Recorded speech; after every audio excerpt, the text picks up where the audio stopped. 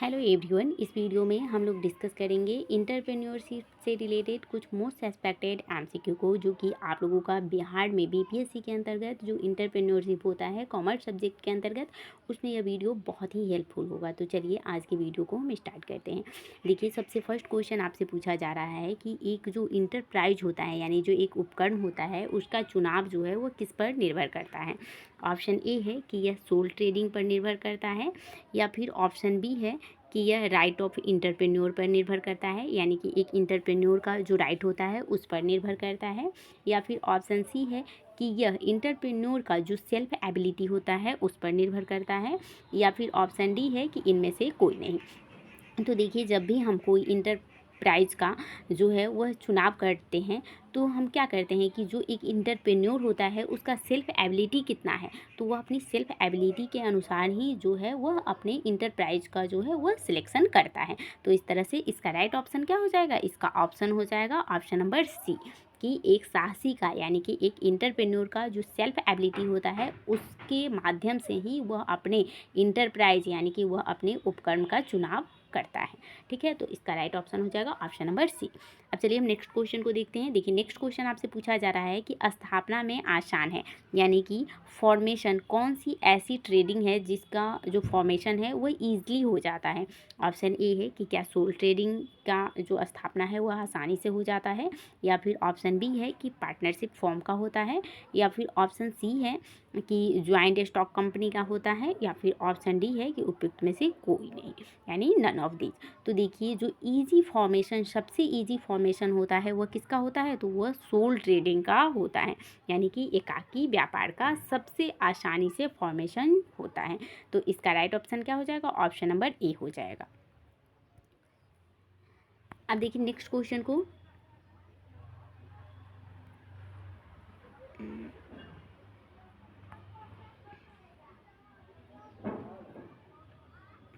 चलिए next question को हम डिस्कस करते हैं। देखिए, नेक्स्ट क्वेश्चन में आपसे पूछा जा रहा है कि उपकरण का चुनाव करते समय, यानी कि जब हम किसी भी इंटरप्राइज का जब हम चुनाव करते हैं तो उस समय हम लोग किन किन बातों पर जो है वह ध्यान देते हैं।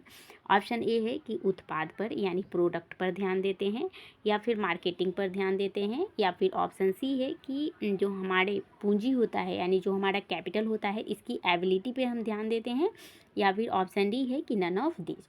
तो देखिए, जब भी एक इंटरप्रेन्योर जो है वह किसी भी इंटरप्राइज का जब सिलेक्शन करता है तो उसके द्वारा जो है वह सबसे ज़्यादा जो ध्यान दिया जाता है वो किस पर दिया जाता है, तो उसके द्वारा सबसे ज़्यादा ध्यान दिया जाता है कि उसके पास जो पूंजी है यानी जो उसके पास कैपिटल है उसकी एबिलिटी कितनी है। ठीक है, यानी कि उनके पास पूंजी कितना उपलब्ध है, तो इस पर सबसे ज़्यादा उनके द्वारा जो है वह ध्यान दिया जाता है। तो इस तरह से इसका राइट ऑप्शन क्या हो जाएगा, ऑप्शन नंबर सी हो जाएगा। उसके बाद नेक्स्ट क्वेश्चन को देखिए। नेक्स्ट क्वेश्चन में पूछा जा रहा है कि एक उपकरण की स्थापना करते समय, यानी कि जब हम एक इंटरप्राइज का स्थापना करते हैं तो उस समय उद्यमी को जिस तत्व का ध्यान रखना होता है वह तत्व कौन से हैं। ऑप्शन ए है कि सिलेक्शन ऑफ बिजनेस यानी व्यवसाय का चयन, या फिर साइज ऑफ द यूनिटी यानी कि इकाई यानी जिस भी इंटरप्राइज को हम स्थापित करना चाहते हैं उसका आकार, या फिर फिनेंशियल प्रोपोजिशन यानी कि जो उनके पास फिनेंशियल रिसोर्सेज हैं उनको, या फिर ऑल ऑफ दिस।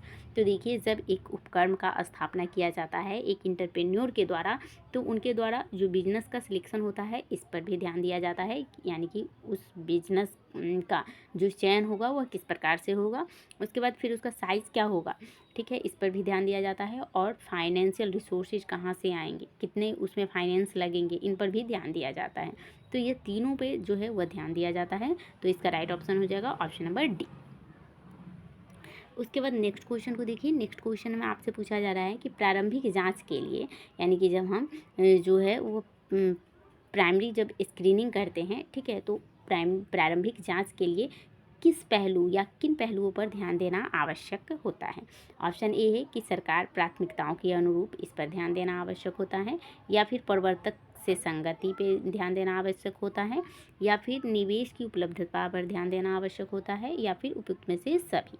तो देखिए, जब प्रारंभिक जांच किया जाता है यानी कि जब प्रिलिमिनरी जब स्कैनिंग किया जाता है तो इसमें जो हमारे पास गवर्नमेंट का प्रायोरिटी होता है इस पर ध्यान दिया जाता है। साथ ही जो हमारे प्रमोटर होते हैं उनकी कंपेलेबिलिटी पे भी ध्यान दिया जाता है, और जो हमारे एबिलिटी ऑफ इनपुट होता है यानी कि निवेश कितना उपलब्धता है इसका, इस पर भी ध्यान दिया जाता है। ठीक है, तो इन तीनों पर ध्यान दिया जाता है, तो इस तरह से इसका राइट ऑप्शन होगा ऑप्शन नंबर डी। अब चलिए हम नेक्स्ट क्वेश्चन को डिस्कस करते हैं। देखिए नेक्स्ट क्वेश्चन में आई होप कि आपको दिख रहा होगा नेक्स्ट क्वेश्चन। देखिए नेक्स्ट क्वेश्चन में आपसे पूछा जा रहा है कि यदि उत्पादन छोटे पैमाने पर करना हो तो एक उद्यमी व्यवसाय के किस प्रारूप को जो है वह पसंद करेगा। यहाँ पूछा जा रहा है क्वेश्चन कि यदि हम उत्पादन यानी जो हम प्रोडक्शन करना चाह रहे हैं वो हमें बहुत छोटे पैमाने पर करना चाह रहे हैं, तो एक इंटरप्रेन्योर के द्वारा किस प्रकार के व्यवसाय का जो है वह चयन जो है वह पसंद किया जाएगा। ऑप्शन ए है कि सोल ट्रेड या फिर पार्टनरशिप या फिर कंपनी या फिर नन ऑफ दिस। तो देखिए जब उत्पादन छोटे पैमाने पर करना हो तो एक इंटरप्रेन्योर को जो है वह एकाकी व्यापार को चुनना चाहिए। ठीक है, तो इसका राइट ऑप्शन हो जाएगा ऑप्शन नंबर ए। चलिए नेक्स्ट क्वेश्चन को देखते हैं। देखिए नेक्स्ट क्वेश्चन में आप लोगों से पूछा जा रहा है, देखिए नेक्स्ट क्वेश्चन में आप लोगों से पूछा जा रहा है कि बाजार में पूर्णता की स्थिति को सृजित करता है जो अंततः बिक्री एवं लाभ में वृद्धि करता है। ठीक है, तो ऑप्शन ए है कि प्रमोशन, ऑप्शन बी है कि इनोवेशन, या फिर बोथ, या फिर नन ऑफ दीज। तो देखिए जो बाजार में जो इम्परफेक्शन होता है, ठीक है, यानी कि जो इम्परफेक्शन पूर्णता की स्थिति जो होती है तो इसका जब क्रिएशन होता है तो यह बिक्री एवं लाभ में जो है वह वृद्धि करता है। तो कौन से ऐसे घटक हैं, ठीक है, तो देखिए जब प्रमोशन होता है और जब उसमें कोई इनोवेशन होता है यानी कि जो भी हम बाज़ार में प्रोडक्ट उपलब्ध करा रहे हैं उसमें हम कोई इनोवेशन करते हैं, तो ये दोनों स्थिति जो है वह बिक्री में यानी कि सेल्स में और जो है वह प्रॉफिट में क्या करता है, इंक्रीमेंट करता है। ठीक है, तो इसका राइट ऑप्शन हो जाएगा ऑप्शन नंबर सी हो जाएगा। उपयुक्त में ए और बी दोनों हो जाएगा, यानी प्रमोशन के माध्यम से भी हम बिक्री को क्या करते हैं, बढ़ा देते हैं।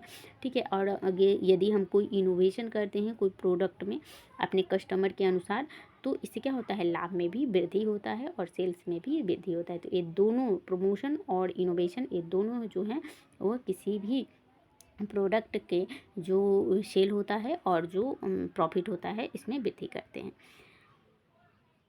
अब नेक्स्ट क्वेश्चन को देखिए। नेक्स्ट क्वेश्चन में पूछा जा रहा है कि व्यावसायिक अवसरों की खोज के रूप में परिभाषित किया जाता है। ऑप्शन ए है कि मार्केटिंग को, ऑप्शन बी है कि इनोवेशन को, ऑप्शन सी है कि प्रमोशन को, ऑप्शन डी है कि इनमें से कोई नहीं। अब देखिए यहाँ क्वेश्चन को समझिए। क्वेश्चन में कहा जा रहा है कि व्यावसायिक अवसरों यानी कि हमारे पास जो बिजनेस अपॉर्चुनिटी होता है इसको खोज के रूप में परिभाषित किया जाता है। तो किससे किया जाता है? ऑप्शन ए है कि मार्केटिंग, या फिर ऑप्शन बी है कि इनोवेशन, या फिर ऑप्शन सी है कि प्रवर्तन, या फिर ऑप्शन डी है कि नन ऑफ दिस। तो देखिए व्यावसायिक अवसरों की खोज के रूप में हम किसको परिभाषित करते हैं, तो प्रमोशन को करते हैं। ठीक है, प्रमोशन को हम लोग व्यावसायिक अवसरों की खोज के रूप में परिभाषित करते हैं। तो इस तरह से इसका राइट ऑप्शन हो जाएगा ऑप्शन नंबर सी। उसके बाद नेक्स्ट क्वेश्चन को देखिए। नेक्स्ट क्वेश्चन में आप लोगों से पूछा जा रहा है कि व्यवसाय का डैश भी व्यवसाय के प्रारूप को निर्धारित करता है, यानी कि व्यवसाय का कौन सा ऐसा चीज़ है जो इसके प्रारूप को निर्धारित करता है। ऑप्शन ए है कि आकार, ऑप्शन बी है कि स्थान, ऑप्शन सी है कि अध्ययन, या इनमें से कोई नहीं। तो देखिए एक व्यवसाय का, ठीक है, एक व्यवसाय का जो आकार होता है वह इसके प्रारूप को जो है वह निर्धारित करता है। तो इस तरह से इसका राइट ऑप्शन हो जाएगा ऑप्शन नंबर ए।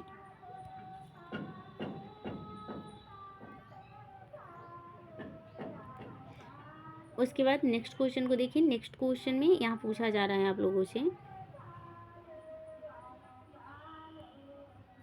कि एक सफल उद्यमी के द्वारा, ठीक है, यहाँ पे आप लोग को क्वेश्चन आई होप कि दिख रहा होगा। देखिए इस क्वेश्चन में आप लोगों से पूछा जा रहा है कि एक सफल उद्यमी में आवश्यक ही निम्न गुण होने चाहिए, यानी कि एक जो सक्सेसफुल इंटरप्रेन्योर होता है इसमें कौन सी ऐसे क्वालिटी जो है वो होने चाहिए। ऑप्शन ए है कि लीडरशिप, ऑप्शन बी है कि कंट्रोल, ऑप्शन सी है कि इनोवेशन, या ऑल ऑफ दीज। तो देखिए एक जो सक्सेसफुल एंटरप्रेन्योर होता है इसमें लीडरशिप भी होना चाहिए, कंट्रोल भी होना चाहिए और इनोवेशन, ये सारे गुण जो है वह एक सक्सेसफुल एंटरप्रेन्योर में होना चाहिए। तो इस तरह से इसका राइट ऑप्शन हो जाएगा ऑप्शन नंबर डी। अब नेक्स्ट क्वेश्चन को देखिए। देखिए इस क्वेश्चन में कहा जा रहा है कि सफल उपक्रम का आवश्यक शर्त है, यानी कि एक सक्सेसफुल इंटरप्राइज का कौन सा ऐसा आवश्यक शर्त होता है। ऑप्शन ए है कि सुपरिभाषित संस्थागत लक्ष्य, यानी कि वेल डिफाइंड ऑर्गेनाइज्ड गोल, यानी कि एक ऐसा ऑर्गेनाइजेशन जिसका गोल जो है वह क्या है, वेल डिफाइंड है, यानी अच्छे से निर्धारित है। ऑप्शन बी है कि इफेक्टिव प्लानिंग, या फिर ऑप्शन बी है कि ए बी दोनों, या फिर ऑप्शन डी है कि ना तो ए ना तो बी। तो देखिए एक सफल यानी कि एक जो सक्सेसफुल इंटरप्राइज होता है इसका जो गोल होता है वह अच्छे से डिफाइन होता है और इफेक्टिव प्लानिंग भी होता है। तो इस तरह से इसका राइट ऑप्शन होगा ऑप्शन नंबर सी। उसके बाद नेक्स्ट क्वेश्चन को देखिए। नेक्स्ट क्वेश्चन में कहा जा रहा है कि निम्न में से कौन सी व्यवसाय के विस्तार से जुड़ी समस्या नहीं है। यहाँ क्वेश्चन में कहा जा रहा है कि निम्न में से कौन सी जो है वह व्यवसाय के विस्तार से जुड़ी जो है वह समस्या नहीं है। ऑप्शन ए है कि जोखिम प्रबंधन, ऑप्शन बी है कि लाभ नियोजन एवं नियंत्रण, ऑप्शन सी है कि मूल्य नीति, ऑप्शन डी है कि मांग की प्रवृत्ति। तो देखिए जो व्यवसाय के विस्तार से जुड़ी जो समस्या नहीं है वह क्या है कि आप लोगों को जोखिम एवं प्रबंधन या व्यवसाय के विस्तार से जुड़ी समस्या है। लाभ नियोजन एवं व्यय नियंत्रण, यानी एक्सपेंस को कंट्रोल करना और प्रॉफिट का प्लानिंग करना, तो यह भी व्यवसाय के विस्तार से जुड़ी हुई समस्या है। और यहाँ क्वेश्चन में पूछा जा रहा है कि कौन सी ऐसी समस्या नहीं है। ठीक है। उसके बाद प्राइस पॉलिसी यानी कि मूल्य नीति, तो यह भी व्यवसाय के विस्तार से जुड़ी समस्या है। लेकिन मांग की प्रवृत्ति यानी कि ट्रेंड ऑफ डिमांड यह व्यवसाय के विस्तार से जुड़ी हुई समस्या नहीं है। तो इस तरह से इसका राइट ऑप्शन हो जाएगा option number D. I hope कि आपको ये 12th क्वेश्चन था इस वीडियो में और आप लोगों ने इसको अच्छे से सॉल्व किया होगा, कुछ सीखा भी होगा आप लोगों ने यहाँ से। तो अब फिर हम नेक्स्ट वीडियो में आप लोगों के लिए कुछ मोस्ट एक्सपेक्टेड एमसीक्यू लेकर आएंगे। तो आप हमारे चैनल पर बने रहिए और वीडियो पसंद आया हो तो आप लोग इसे लाइक कर दीजिएगा, चैनल को सब्सक्राइब कर लीजिएगा और वीडियो को शेयर कर दीजिएगा। तो हम मिलते हैं नए वीडियो के साथ, तब तक के लिए थैंक यू वेरी मच।